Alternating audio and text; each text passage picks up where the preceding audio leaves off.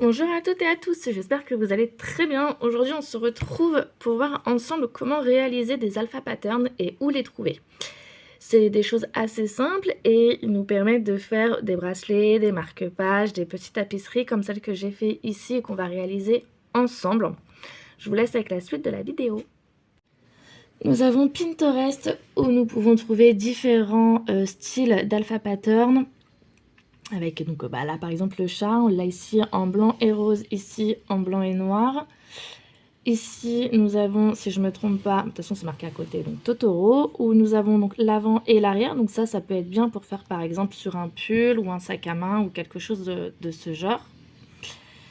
Nous avons, alors je vais redescendre, également le petit renard où nous avons l'avant et l'arrière. Donc là qui est fait donc en une seule fois. Contrairement au Totoro qui est fait lui en deux parties, on voit bien la différence en fait au niveau des quadrillages. Ici et là notre voilà, celui-ci qui n'a pas de séparation. Vous pouvez très bien varier les couleurs et les tailles en fait que vous voyez au niveau de votre fil.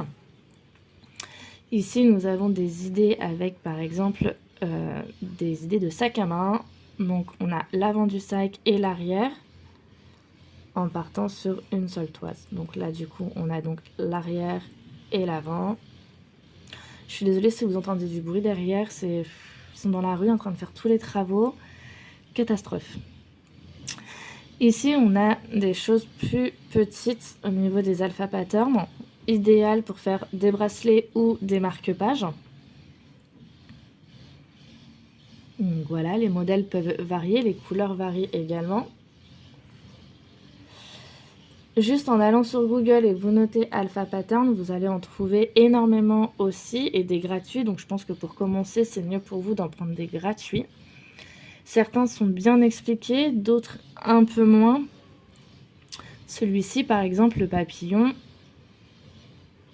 Voilà, on a donc le sens des flèches où il faut faire la lecture.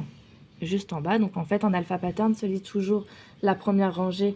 Donc la chaînette ne compte pas comme la première rangée, mais après comme nous on crochette de droite à gauche, l'alpha pattern va toujours se lire de droite à gauche pour commencer. Ensuite, vu qu'on retourne, notre alpha pattern, lui, on ne peut pas le retourner. Donc là, on va partir de gauche à droite, puis de droite à gauche, de gauche à droite, et ainsi de suite. Celui-ci, il est plutôt bien expliqué puisque nous avons le sens des flèches.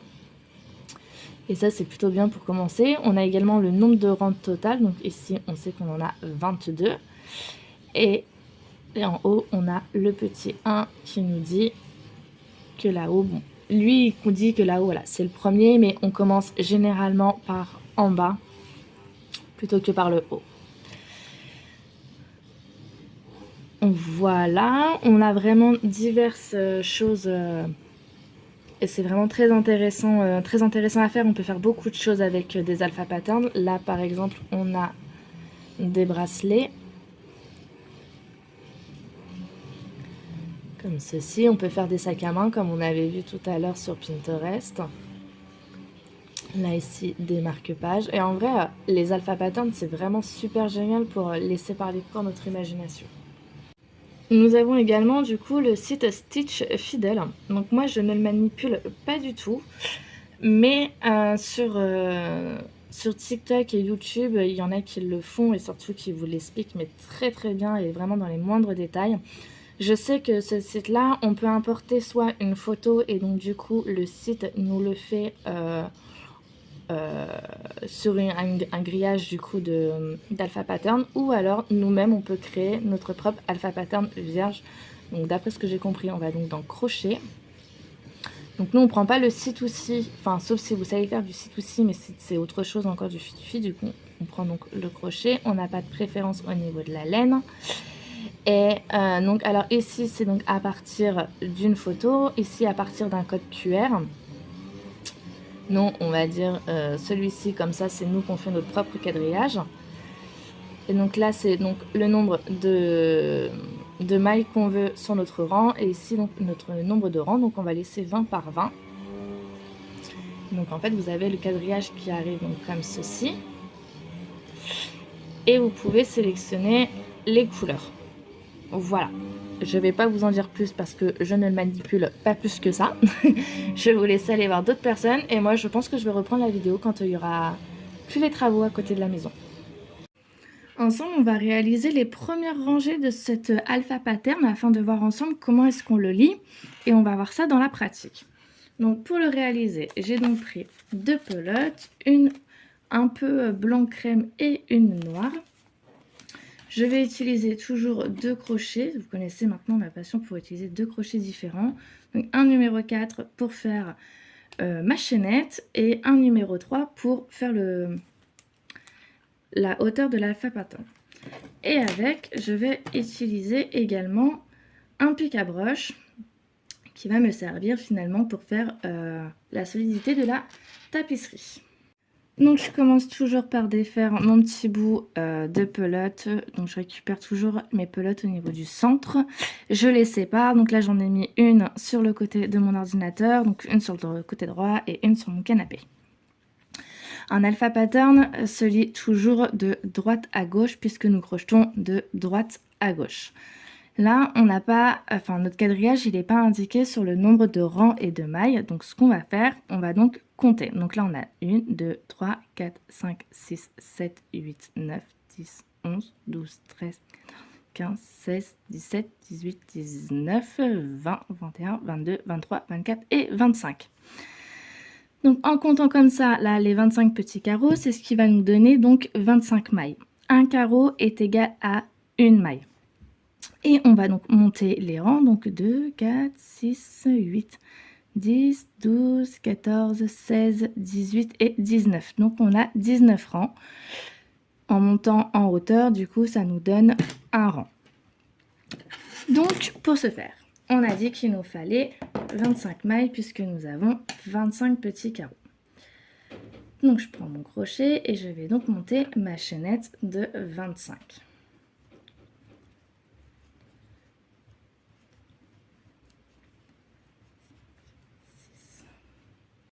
Donc maintenant que j'ai mes 25 mailles, je vais donc pouvoir utiliser mon crochet numéro 3.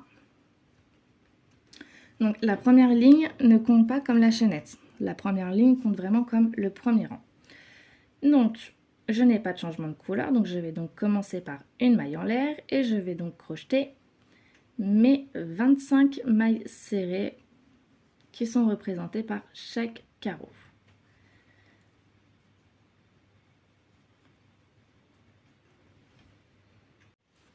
Ma première rangée est maintenant faite. Je vais donc pouvoir passer à la seconde. Donc je vais monter une maille en l'air, je vais tourner mon projet et je vais donc compter le nombre de carrés blancs que j'ai afin de savoir le nombre de mailles blanches que je vais devoir faire. Donc j'en ai 2, 4, 6, 8 et 9. Donc je vais faire 9 mailles blanches. Donc je pique bien dans les deux brins. Donc 1, 2, 3, 4, 5, 6, 7, 8. Et pour la 9e, je vais piquer et ramener mon fil. Je vais changer de couleur, donc je prends mon fil noir. Hop, tout simplement, et je le glisse. Je tire bien sur mon petit fil blanc. Je vais profiter pour cacher mon petit bout de fil noir. Et maintenant, je compte mes carrés noirs. Donc j'en ai 2, 4, 6 et 7. Alors, tout simplement, je vais donc piquer dans la maille d'à côté et je vais faire mes 7 carreaux, enfin mes 7 mailles du coup noires. Donc 1, 2,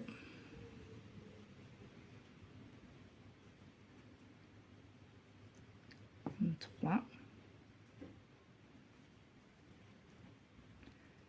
4,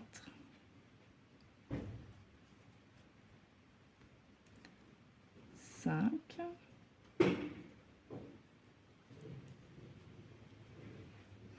6.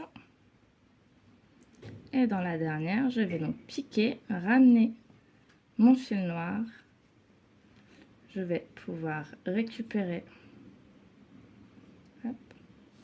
mon fil blanc et finir ma maille. Et 7. Je tire bien sur mon petit bout noir et je compte mes carrés blancs cette fois. Donc 2, 4, 6, 8 et 9. Et donc je repars. Et donc normalement, j'ai donc mes 9 mailles. Alors, j'ai fini ma seconde rangée. J'ai laissé mon fil noir de côté. Par contre, où ce qu'il y a ma bandelette noire, j'ai rentré à l'intérieur mon fil blanc pour éviter d'avoir trop de fil à l'arrière. Comme ça sera une tapisserie, ça ne sera absolument pas dérangeant. Derrière, après, on peut mettre une feuille de feutrine ou voilà, on fait une doublure en crochet, soit blanc, soit noir. Quelque chose de pas voyant. C'est absolument pas dérangeant. Quand vous avez des couleurs qui arrivent à se fondre, vous pouvez très bien rentrer vos fils. Maintenant, on va donc passer au rang numéro 3. Donc, comme précédemment, je fais donc ma maille en l'air. Je tourne mon projet. Hop, voilà. Et donc, vu que je suis partie dans cette direction, maintenant je vais aller au rang au-dessus et je vais aller dans cette direction. Donc, j'ai 1, 2, 3, 4, 5, 6 et 7 mailles blanches. Donc, je fais mes 7 mailles.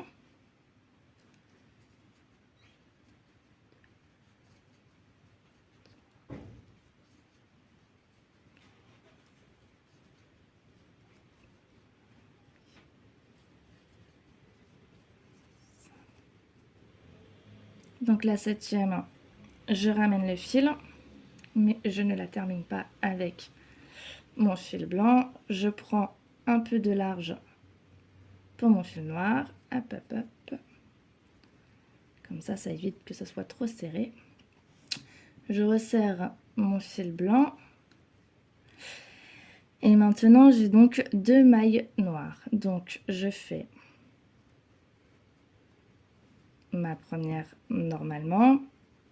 Et à la seconde, je ramène le fil noir, mais je ne termine pas avec. Je le laisse de côté pour éviter d'emmêler. Hop là, je vais passer mon fil par-dessus.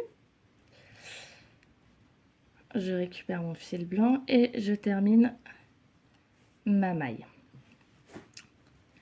Maintenant, je compte. J'ai 1, 2, 3, 4, 5, 6, 7, 2, 4, pas du tout. Oui, 7, voilà. Donc, j'ai donc 7 mailles blanches. Donc, comme en dessous, je suis en noir, je peux faire glisser facilement mon fil. Ça ne se verra pas. Alors, 1.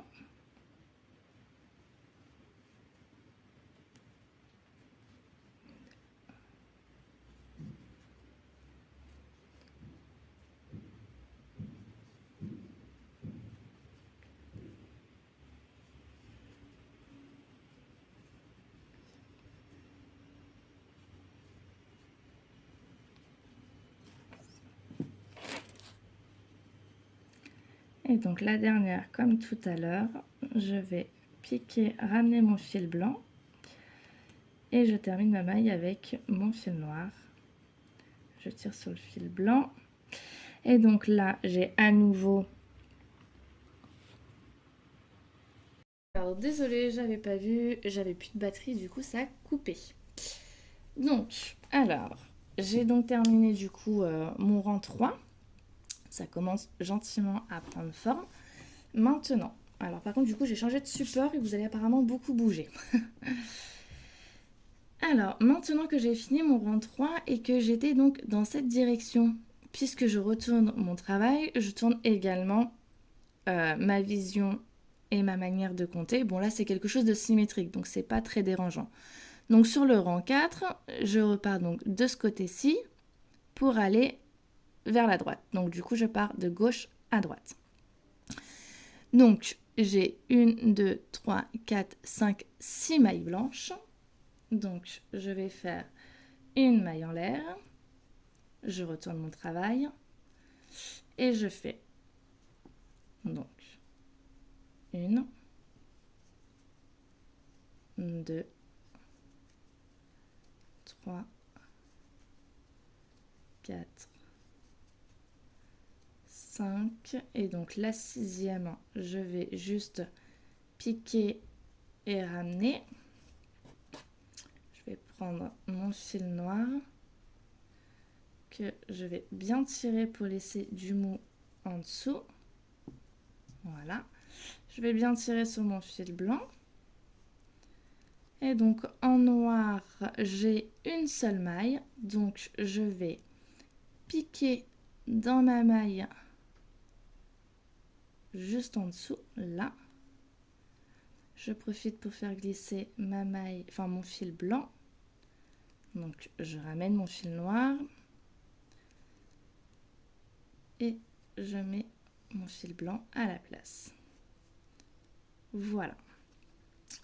Maintenant, je vais pouvoir faire glisser mon fil noir.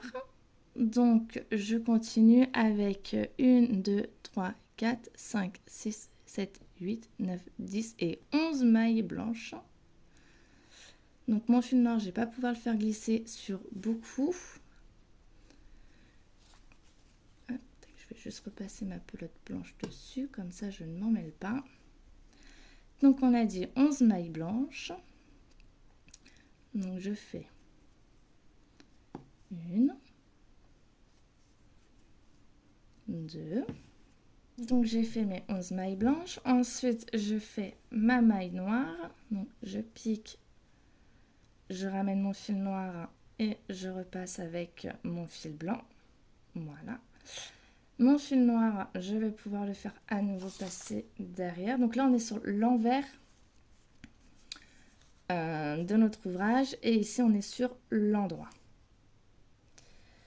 Alors, je repasse ma pelote. Donc, quand on n'a que 2 couleurs, c'est assez facile. On arrive facilement à se retrouver sans trop emmêler nos pelotes. Et quand on en a un petit peu plus, c'est un petit peu plus délicat. Donc, je termine ma rangée avec mes mailles blanches.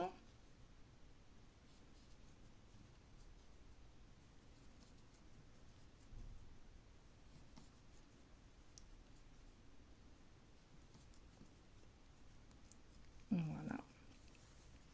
Donc, pour le moment, on est comme ça, donc sur l'envers et sur l'endroit. Pour le moment, ça ressemble à ça. Donc j'étais sur le rang numéro 4 qui est juste ici. Donc je suis partie de gauche pour aller vers la droite. Maintenant sur le rang numéro 5, je vais donc partir de droite pour aller vers la gauche. Ainsi de suite, je vais alterner mes rangs et la direction de ceux-ci.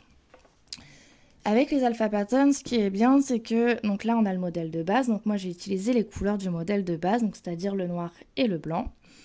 Mais vous pouvez très bien varier et par exemple la tête du koala, vous pouvez la faire par exemple en bleu et le fond en vert ou inversement. Là, vous pouvez vraiment laisser parler votre imagination comme dans tout projet de crochet.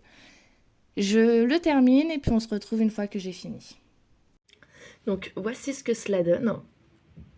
Une fois terminé, j'ai fait un rang supplémentaire au-dessus afin de pouvoir insérer ma petite barre, mon petit pic à broche. Derrière, j'ai mis une feuille de feutrine, donc la colle, une fois qu'elle sera sèche, elle ne se verra plus. Donc voilà, c'est prêt à être suspendu. Et donc voilà, cette vidéo est maintenant terminée. J'espère que ça vous aura aidé à apprendre à déchiffrer un alpha pattern et à en créer vous-même. Je vous dis à bientôt pour une nouvelle vidéo.